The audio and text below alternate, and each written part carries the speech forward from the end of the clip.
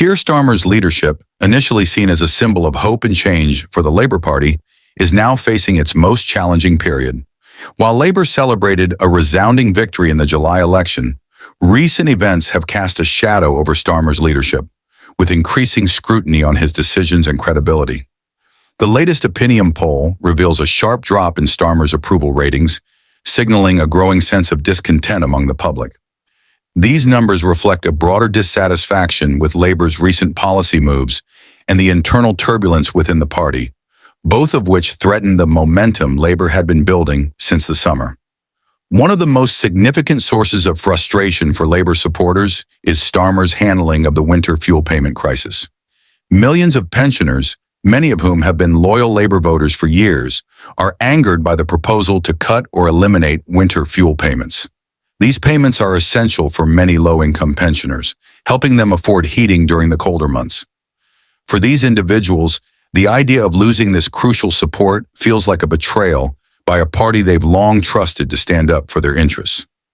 This issue also highlights a growing divide within Labour, between its traditional working-class base and the more centrist, middle-class voters that Starmer is trying to court. Historically, Labour has managed to balance policies that cater to its working-class roots while appealing to younger, more urban voters with socially progressive platforms. However, Starmer's government has struggled to find this balance, often alienating one group while attempting to please another. The winter fuel payment issue exemplifies how policies intended to demonstrate fiscal responsibility can backfire when they seem out of touch with the day-to-day struggles of ordinary citizens. In addition to this, the scandal involving Labour leaders accepting expensive gifts, such as designer suits and high-end accessories, has further damaged the party's reputation. It's not just the receipt of these gifts that has angered the public, but the perception that Labour's leadership is increasingly disconnected from the real lives of the people they represent. This sense of detachment between politicians and voters is a recurring issue in British politics, and for Labour, the challenge of remaining relatable while governing effectively has never been more pressing. Rosie Duffield's resignation from the Labour whip last weekend delivered a serious blow to Starmer's leadership. Her resignation letter, which was both candid and damning, exposed deep frustrations within the party's backbenches that have been bubbling under the surface for some time. Duffield's accusations of nepotism and greed in the upper echelons of the party underscore a long-standing critique of Labour's leadership, that a small elite group has concentrated power and privilege, often to the detriment of the wider party. Duffield's claim that Starmer has not made a habit of regularly engaging with backbench MPs points to a broader problem in modern politics, the increasing centralization of power within political parties. The perception that Starmer is distant and detached from the broader parliamentary group has eroded trust and made it more difficult for Labour to present a united front, especially at a time when the party should be capitalizing on the opposition's vulnerabilities. This kind of internal discord is reminiscent of the infighting that plagued the Conservative Party in recent years, leading to periods of significant instability. If more MPs follow Duffield's lead, Starmer could find himself facing a full-blown crisis within his party. Although there is no concrete evidence of an imminent rebellion, murmurs of dissatisfaction are growing louder by the day. The real test for Starmer will be whether he can steer the party through these rough waters and reunite the fractured factions, all while maintaining public support. A monumental challenge when he's facing criticism from both within and outside the party. As Starmer grapples with his declining approval ratings, it's worth considering his position in comparison to his main rival, Rishi Sunak. Although Sunak is far from popular, with his own approval rating standing at -25, he remains in a relatively stronger position than Starmer in some respects. When it comes to the question of who would make the better prime minister, Starmer still leads Sunak by 9 points. But this lead is shrinking as time goes on.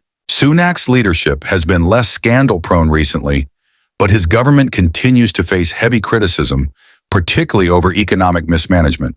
The ongoing cost of living crisis, which has hit lower and middle-income households hardest, is a constant source of frustration for the public.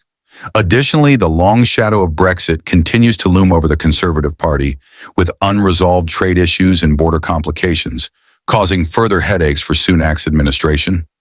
Interestingly, a significant portion of the British public remains unimpressed by either leader. According to the opinion poll, 46% of respondents said they believed neither Starmer nor Sunak would make the best prime minister. This sentiment speaks volumes about the current state of British politics. Disillusionment with both major parties has created an opening for smaller parties and independent candidates, though none have yet posed a serious challenge to Labour and the Conservatives' dominance. One of the central issues fueling the backlash against Starmer is his approach to social welfare policies. The decision to cut winter fuel payments for millions of pensioners has sparked a fierce debate, with critics arguing that the policy will disproportionately harm the most vulnerable members of society, especially older citizens who depend on these payments to keep their homes warm. Labour has traditionally been seen as the party of social justice, advocating for the protection and support of the disadvantaged. The proposal to cut winter fuel payments has, therefore, been viewed as a departure from these core values.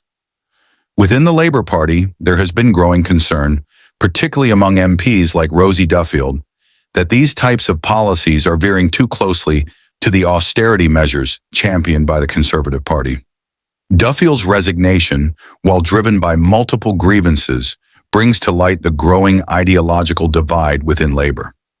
Her criticism of Starmer's decision to uphold the Conservatives' two-child benefit limit, an unpopular policy that critics argue deepens child poverty, has only exacerbated the tension between Labour's left-wing and centrist factions. Starmer's reluctance to overturn this benefit limit has alienated many within Labour's more progressive wing, who see the policy as a direct attack on the country's most vulnerable families. In a country where child poverty rates are climbing, Starmer's stance on this issue has been widely condemned. For many Labour supporters, this isn't just a case of poor policy making, but a betrayal of the party's very principles.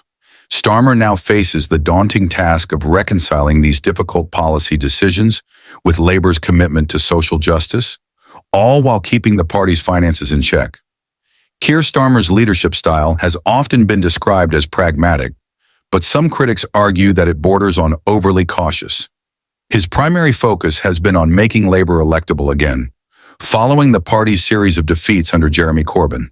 However, this strategy has left Starmer vulnerable to accusations that he has abandoned the party's traditional base in favor of a more centrist middle-class agenda. Another significant issue in British politics is human trafficking and people smuggling. The UK's partnership with Bulgaria to crack down on these criminal networks has been a bright spot in an otherwise challenging political landscape. The recent seizure of boats, engines, and other equipment meant for smuggling operations in the English Channel represents a significant victory for law enforcement agencies in both countries. This joint effort, led by the UK's National Crime Agency, NCA, and supported by Bulgarian authorities, has targeted the smuggling routes that facilitate these dangerous crossings. The Kapitan Andreou border crossing, a crucial checkpoint between Bulgaria and Greece, has been a focal point for these operations, with authorities working to disrupt the flow of equipment used for smuggling. This collaboration highlights the importance of international cooperation in tackling the global problem of human trafficking, a crime that puts countless lives at risk.